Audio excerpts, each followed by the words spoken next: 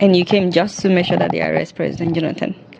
But why is he not? Why was he not arrested in Nigeria? Why is it that America has to do it? Because he has immunity, and the American government went to arrest Noriega from Nicaragua, so it's easier for them now. He's here, so let them just arrest him here. And you know, you can't even arrest a governor in Nigeria. They have immunity, but in America he has no immunity. And I pray, they will arrest him. And you want him jailed here or take him back to Nigeria to be tried? Well, I would want him to be jailed anywhere. Well, first of all, to be tried. I would want him to be tried, and if he's found not guilty, he should be acquitted and discharged. But if he's found guilty, I would want him to spend the prison term in Kirikiri.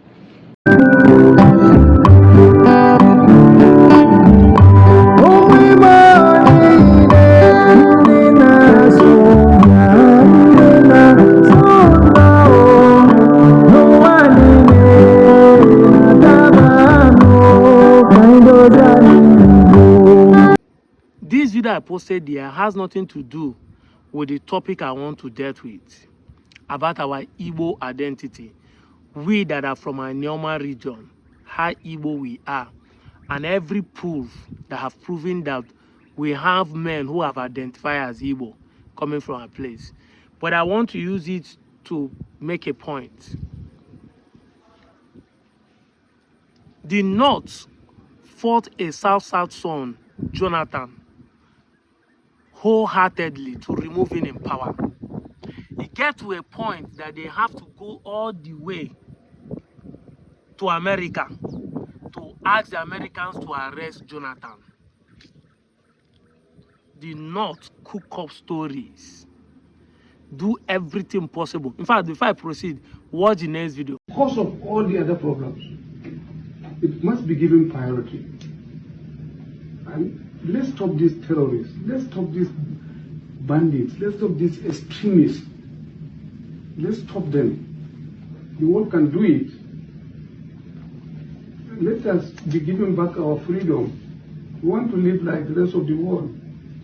They have robbed us of our freedom, of doing basic things. You can't live normal. Exactly. This is Nuhu Ribado, the present NSA appointed by the Tinubu government to lead a security firm. He's the one who was sitting, I don't know where he held this meeting, whether it's in America or here in Nigeria or the ambassador, but he's the one sitting in the office telling the whites, whether it's Europeans, Americans, that they need to help us to combat insurgency, to secure Nigeria. But before them today is happening, and some of them are denying it. They are denying it. But however, where am I going to? These guys were actually selling Jonathan, the marketing Nigeria before the foreign people in the hands of Jonathan. The North and the West were on Jonathan's neck, hell-bent, including the Tinubu himself. But see where we are today.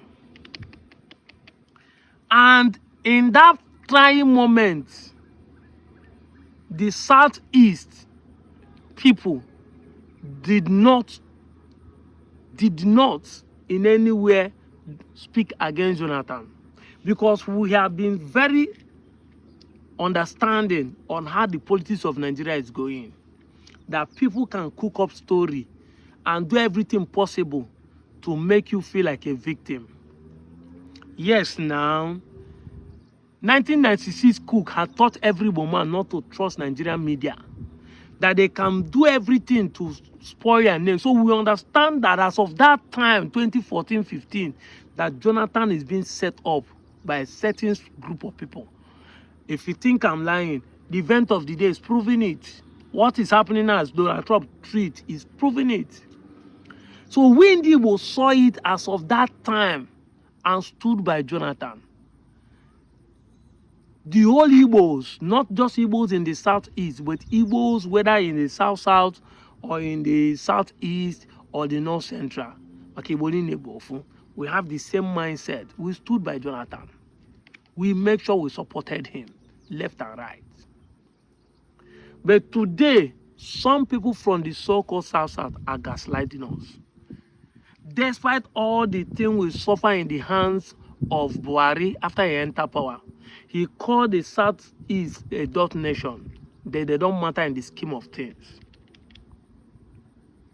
And when it matters that we should matter in the scheme of things, it is our so-called South brother that we stood when their brother was in the trying time that are gaslighting us, claiming that we want to take over their land, or we are doing it because we want crude oil. As in what a shameful moment to be associated with people with this myopic mindset. Igbo want to take over your land because of crude oil. You have forgotten that Abia State is known as an oil producing state. In fact, it was a court case that made Akwa Ibom took over the oil, some of the oil well in Abia, that made Akwa Ibom start producing more oil than Abia State. A court case during Akpabio. So that you won't think we are forgotten. It was a court case. They say that land in Akwa Ibom get them because no oil were they there. They took the Abia State people to court. But the villagers there, we're not talking about state now, we're talking about the origin. The villagers there are Igbos. Exactly. Even though they have been carved into Akwa Ibom, they are still Igbos. That's why we say that Igbos are in 13 states officially. Today, the highest gas deposit in the entire Nigeria, in the entire Africa, is in Imo State. And Imo State is not only the Igbo land that has gas. We in Anioma has gas and oil. We have 9 oil well mining, not the one on tapped in Ondokwa East. 9 oil well in Anioma land. We have gas and oil there. Anambra has gas and oil in Ihiala. So I don't see the reason why you should come and say they are doing it because of oil. I've been at other mineral resources they have in the southeast. The coal in Enugu, the limestone in Kalago limestone for cement. I heard that Imo State have also discovered lithium in their land. Last month, the governor of Imo State surprised me, and I posted that video when they signed the deal that the Egbema oil plant and the energy plant has been commissioned. And if the kickoff, it will start producing enough electricity for them to have electricity in the whole of entire Imo and supply to other neighboring towns. But the problem is not the myopic or ignorant accusation that these guys are giving us. Is now coming to tell us with audacity that we are not Igbo, that we are just an ethnic group. People like Insima, people like Titanic has the audacity to be saying that. How much? I know that you know that we are Igbos, but you intentionally cooking up stories. Intentionally, because this is not something I say you are ignorant. You know. Now, for information, read that this, pause and read this. Buhari said that he gave the Igbos for ministerial position. And they say who and who. And he listed it for them. They are there, read it. Ngige was given. Obonayono was given. Onyema was given. He told them, and he gave an Anioma son, my own village man, on Ichubo precisely. He gave him Minister of State Petroleum. He was trying to prove that his government was not, he did not appoint people based on nepotism, based on tribalism. And the evidence is there. 5 of them. Pause and read it. Pause and read it. And he gave them position, Minister of State Petroleum. Now, if Buhari, who is a president of Nigeria, can boldly say this, that he knows that Ibe Kachuku, the Odogo of Onchubo, my own village, is an Igbo man. Why you, because you have few followers on TikTok, or because you live in abroad, because you have the privilege that people are clapping behind you, have the audacity to say we are not Igbos?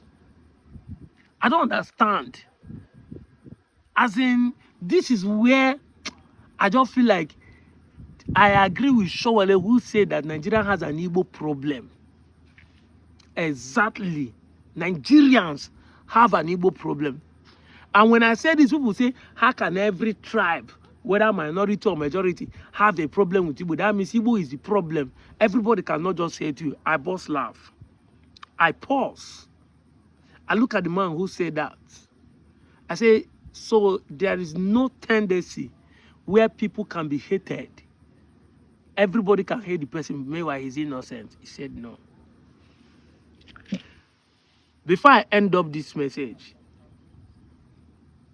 if you watch any American movie and see where they make a Russian an actor, call me.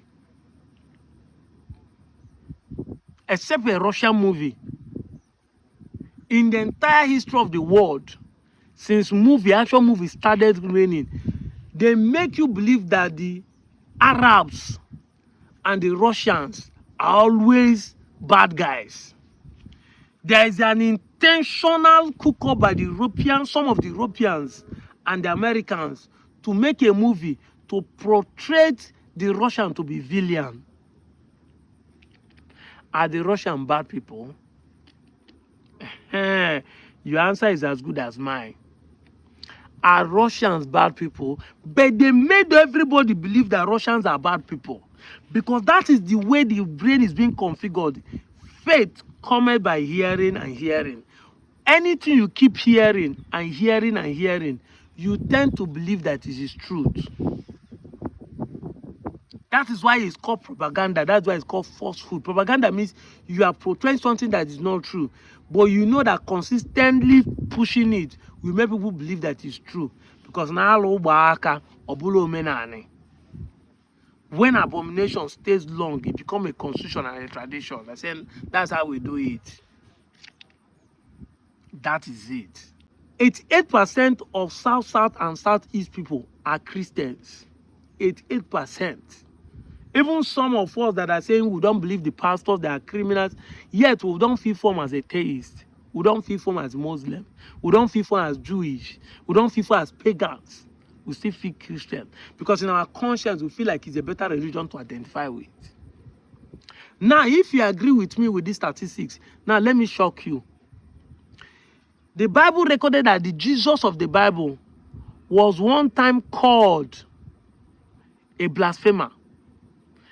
In fact, in the end time, when he was being judged by Pontius Pilate, the Bible recorded that all the Israelites raised with one voice, say, crucify him. So if you say that if everybody hates person, the person must be a bad person. When everybody in the Bible, according to the story of the Bible, hated the Jesus Christ that some of you believe on as their Lord and personal Savior, does it mean that Jesus is a bad person? At least, I know that the man that asked me this question is a Christian. Let him judge by himself whenever he sees this my video. Him that said that if everybody hated the Igbos, that means the Igbos must be the bad person here. Because it's not possible for everybody to hate. When everybody in that town were hating on Jesus, spitting on him, flogging him, does it mean that Jesus was the bad person? Then if it's Jesus that you call your Lord and President is not the bad person, can't you believe there's an intention that people can hate everybody, but the person is a good person? Exactly. That's what I'm trying to say. Because let's look at it. Is there any crime that the woman has committed that any Nigeria have not committed? Since 1966 coup, there have been more than 5 successful coups in Nigeria carried out by the Northerners. Has anybody called any of these coups Northern coup or Hausa coup or Fulani coup? But once you mention 1966 coup, they will tell you it's an Igbo coup. And that 1966 coup was done by my own brother from Okpara, and in the same Anioma you are claiming today that is not Igbo. We are the ones saying we are Igbos. We are telling us who we are. What an audacity. What a wicked and deliberate, intentional, wicked people you are. You are just a propagandist, a land grabber, a falsehood preacher, and a proper liar. Devil they learn from on our walk. And somebody wants us to keep quiet when you say you want to gaslight us. You want to sue us. My brother, I was thinking about this and I said, no, I need to make this second video. You guys, some of you in the South, need to wake up from your slumber. You need to wake up. And this is why the South is going down every day. Every day, the South is going down. The South claim to have an oil well, but Northerners own the whole of the oil wells you own in that place because you people don't have one voice. You people don't even see those that will help you as the people that will help you. You see your savior with a fight arm, with a stone, and the way the Israelites were stoning Christ that need to save them. That is who you people are. You are collecting 13% derivation from the oil today. That 13% was the money bargained by the Igbo brothers who stood for you. Ojukwu precisely was the one who stood in the Constitutional Conference and said, no, 13% is enough to give people who are producing the oil. The so-called South. You are not shouting today, you are South, you are South. You hated the woman, but you are forgetting that the name you are defending today, the so-called South, was given to you by the same Igbo man. Meat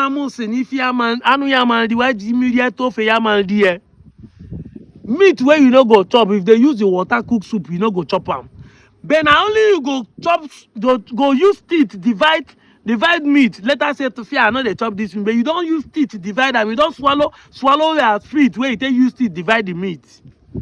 Use the water cook soup, chop them, and claiming that you don't eat the meat. Now, every man give you the name Sasat, where you they fight today. I am Sasat, I'm defending Sasat. Meanwhile, you hate the woman so much. You hate that same woman so much. It was Alex Ekweme in 1993 that presented the geopolitical zone to Sani Abacha and gave it to him. That this is how the state should be graded. Abacha now graded 6 more states to this geopolitical zone. Then, at that same day that he graded the state, he now named the geopolitical zone, the 6th geopolitical zone, according to the description of Alex Ekweme. An Igbo man. He gave you name, where you the answer? But you hate the man who gave you the name. Why not reject anything that concerns Igbo man? Say, if for Igbo man to call us South, after all, South does not exist in the law of in the world geography, you would have rejected it. But you collect them, carry them for head, they fight for them. Ignorant, we perish all of it. That's why South is not moving anywhere. Tell me one big thing that is happening in those geopolitical zones. In that South, tell me one big thing that is happening. If not for the Igbos fighting for you people, we are talking seaport. If they have seaport in Warri, or have seaport in One, have seaport in Port Harcourt, have seaport in Calabar, is it not your state to benefit? But your hatred will make you support the Yorubas to close it down because you feel like if they have it, Igbo people go benefit from there. So you rather close what will benefit you, let other people benefit it because of their neighbor that you hated. Oh, the shame. When you're supposed to use your energy to be fighting for a good cause, for your own people, just the way I'm fighting, but you leave your own and be fighting against us because you know that we are Igbos. Because if you are not Igbo, what will you be fighting against us for? You hate Igbos. If Robo is fighting for that state, would you have said they want to come to Robo and join North Central or join another place? Would you say that? No, because you know we are Igbos. I don't want to curse you because I have said it time with that number. There's nothing curse they do. Curse no they kill anybody. Just no they kill human being. So there's nothing I will do to you. But I need to tell you the truth because the truth is a two-edged sword. Is able to break and pierce thunder. My guy, you will recover from this hatred. The way he has eaten you, won't recover. Because the shame that will uphold you the day you make a U-turn. And that shame is what is going to sink you. Because the shame is an ego and pride that will not make you make a U-turn. You know. But I'm going to tell you, your doom is close by. This is not karma. This is law and sowing of reaping. It will come faster than you think. I'm out of here, Joe.